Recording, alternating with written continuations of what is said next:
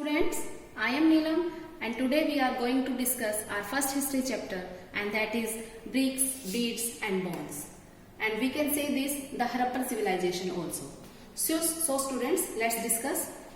We will discuss about some facts of this civilization like Indus Valley civilization, Harappan civilizations, Bronze Age civilization. ये सब नाम दिए गए हैं इस civilization को. Why? क्या रीजन है इसके पीछे? Let us discuss.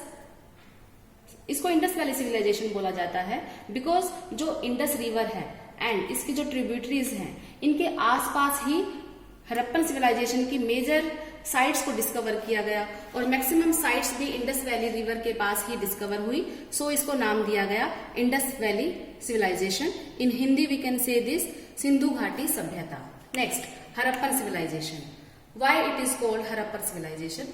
Because Harappa was the first site to be discovered in Harappan civilization. Actually, Harappa is a village name and at present it is in Pakistan. So, Harappa was the first site to be discovered. इसलिए इसको नाम दिया गया Harappa civilization. Next, why we called this civilization as Bronze Age civilization? Because students, bronze metal use हुआ था उस time पर. At that time, bronze metal was used. So, इसको नाम दिया गया Bronze Age civilisation. And students, bronze जो है वो कॉपर प्लस टिन से बनता है. So you have to remember जो ब्रॉन्ज है वो किस किस से बनता है. और आपके एग्जाम पॉइंट ऑफ व्यू से भी ये इंपॉर्टेंट है, पूछा भी जा सकता है और इन प्रीवियस एग्जाम पूछा भी गया है कि ब्रॉन्ज जो है किस किस मेटल से मिलकर बनता है. That is copper plus tin. Next, we will discuss about some major sites of this civilization. Harappa, as I told you, Harappa was the first site to be discovered and it was discovered in 1921 by Dayaram Sahni. Okay, next site, Mohenjo-daro. Mohenjo-daro is second site to be discovered and it is largest site of Harappan civilization and it is very important according to Harappan civilization, and it was discovered in 1922 by R.D. Banerjee, means Rakhaldas Banerjee. Next आता है जो ये भी excavation procedure था इसको lead किया गया. It was leaded by John Marshall. So it is very important name. John Marshall इस पूरे प्रोसीजर को लीड कर रहे थे. तो आपको ये तीनों नाम अच्छे से माइंड में रखने हैं और इनका जो ये पीरियड है, टाइम जो पॉइंट है इसको भी आपको लर्न करना है. नेक्स्ट आता है राइटिंग. देखो, हिस्ट्री हम कब कैसे फाइंड आउट होती है, या तो हमारे पास कुछ एविडेंस हो या फिर कुछ राइटिंग मटेरियल हो. एक्चुअली जो हरप्पन साइट है वहां से कुछ राइटिंग मटेरियल फाइंड आउट हुआ but it was not deciphered. It is not deciphered means क्या है इसका कि इसका अभी मीनिंग ही नहीं समझ पाए हैं, अंडरस्टैंड ही नहीं कर पाए हैं कि ये जो स्क्रिप्ट है उसका मीनिंग क्या है. That is deciphered and it's script is in pictorial manner. Means pictorial या चित्रात्मक आप हिंदी में बोल सकते हो. पिक्टोरियल है पूरी की पूरी स्क्रिप्ट ये जो है.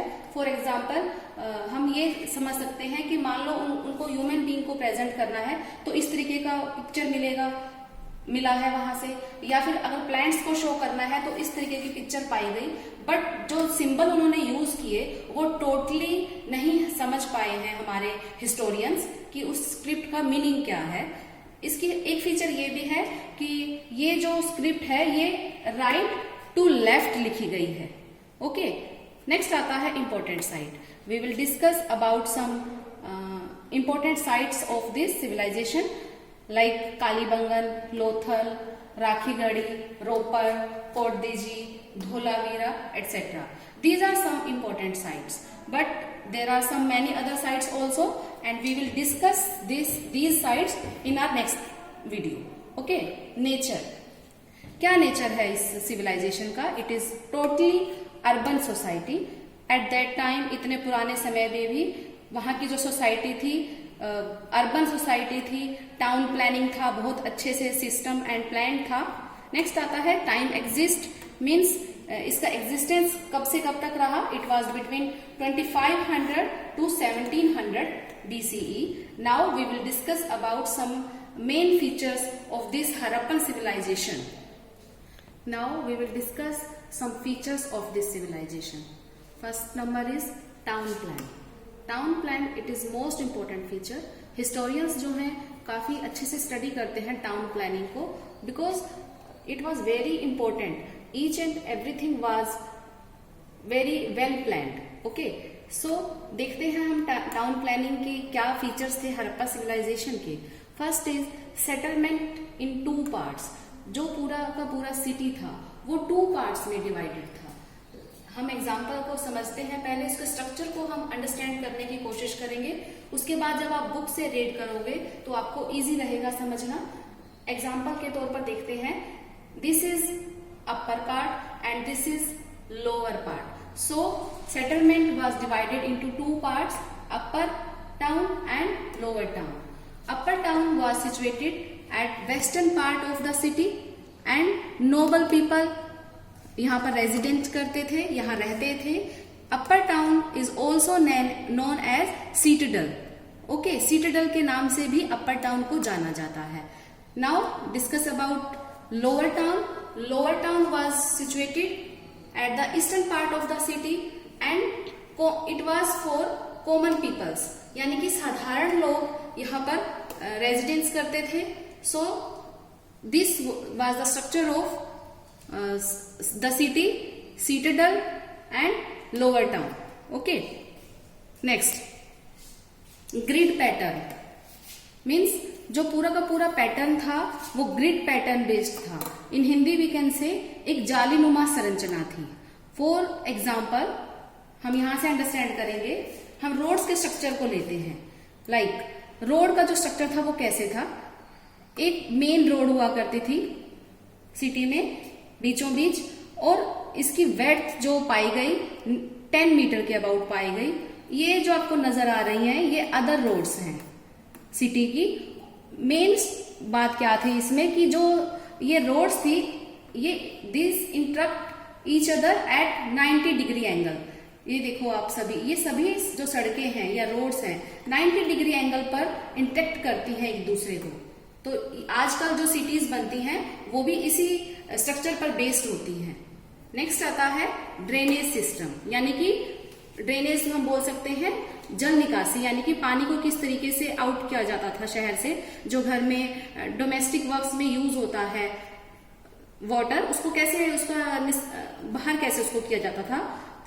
ड्रेनेज सिस्टम बहुत अच्छा वेल प्लान था. जो ड्रेन्स थी या जो नालियां थी वो कवर्ड होती थी. इट मीन्स क्लीनलीनेस को बहुत अच्छे से माइंड में रखा गया था. आजकल भी हम देखते हैं कि जो नालियां हैं या ड्रेन्स हैं वो खुले में मिलती हैं हमें, जो कि क्लीनलीनेस के पॉइंट से बिल्कुल भी अच्छी बात नहीं है. बट हम ये सोच सकते हैं कि उनका माइंड कितना डेवलप था इतने साल पहले भी, कि उन्होंने क्लीनलीनेस को इतने अच्छे से अपने माइंड में रखकर जो नालियां हैं वो बनाई थी. आगे हम बात करते हैं great bath. Great bath meaning एक स्विमिंग पूल टाइप जो है वहां पर स्ट्रक्चर मिला है, उसको हम ग्रेट बाथ बोलते हैं. उसको हम ग्रेट बाथ एंड ऐसा बिलीव किया जाता है कि जो ये ग्रेट बाथ या जो स्विमिंग पूल एक बड़ा सा स्ट्रक्चर फाइंड आउट हुआ है ये रिलीजियस पर्पसेस के लिए यूज हुआ करता था. फॉर एग्जांपल आज के टाइम में भी जब भी हम कोई रिलीजियस रिचुअल्स करते हैं तो पहले क्या होता है कि पहले बात होता है, उसके बाद हम मतलब कि नेक्स्ट अपना प्रोसीजर करते हैं जो भी हमारा वर्शिप का होता है. तो ग्रेट बाथ में भी ऐसा ही एक अंडरस्टैंड किया जाता है कि पहले यहाँ पर किसी भी रिलीजियस वर्क से पहले यहाँ पर स्नान किया जाता था, उसके बाद रिचुअल्स हुआ करती थी. सो ये जो ग्रेट बाथ है इसकी एक इम्पोर्टेंट बात ये है कि इसका जो बेस है वो पूरा का पूरा बेक्ड ईंट से बना हुआ है. इसके अंदर स्टेयर्स पाई गई हैं बोथ साइड्स पर, और यहाँ पर एक वन होल भी मिला है, यानी कि एक छेद जहां से पानी को आउट किया जाता था ग्रेट बाथ में से, और वहां पर वाटर पासिंग के लिए था ये होल. नेक्स्ट है कि इस ग्रेट बाथ के चारों ओर चेंजिंग रूम भी मिले हैं. सो हमने देखा कि जो ये ग्रेट बाथ था it was very well planned. Next आता है ग्रेट ग्रेनरी. ग्रेनरी मीन्स अनाज. ग्रेट ग्रेनरी मीन्स विशाल अन्नागार. इनको बनाया गया था अनाज को स्टोरेज करने के लिए. सो ग्रेट ग्रेनरी से हम ये आइडिया लगा सकते हैं इस बात का कि स्टोर कब होता है ग्रेन, जब उसकी जो है मतलब अत्यधिक मात्रा में वो पाया जाता है ग्रेन, उसके बाद ही हम उसको स्टोर करते हैं। तो इससे हम ये समझ सकते हैं कि उस टाइम पर जो एग्रीकल्चर थी वो बहुत अच्छे से हुआ करती थी, वहाँ की जो लैंड थी वो फर्टाइल थी, और इस वजह से अगर लैंड फर्टाइल है, अच्छी ग्रेन हो रही है, तो डेवलपमेंट अच्छी थी वहां पर। नेक्स्ट आता है प्राइवेसी। प्राइवेसी कॉन्सेप्ट को लेकर काफी सिंसियर थे हड़प्पा सिविलाइजेशन के लोग। ये हमें कैसे पता चलता है, क्योंकि उनके जो हाउसेज हैं, उनका जो स्ट्रक्चर हमें पता चला है, उनके अकॉर्डिंग वो इस तरीके से बनाए गए थे कि इंटरनल व्यू दिखाई ना दे। बाहर से अगर हम बाहर खड़े हैं मेन एंट्री पर, सो मेन एंट्री के बाद ही वहां पर एक छोटी सी वॉल हुआ करती थी, जिसके कारण कि अंदर का व्यू नजर नहीं आता था, और विंडोज भी बहुत ही कम हुआ करती थी। सो प्राइवेसी को लेकर बहुत ज्यादा कंसर्न थे हड़प्पा सिविलाइजेशन के लोग। So students, this was most important point regarding features of Harappa civilization. There are some more features also. We will discuss these features in our next video. Good luck students.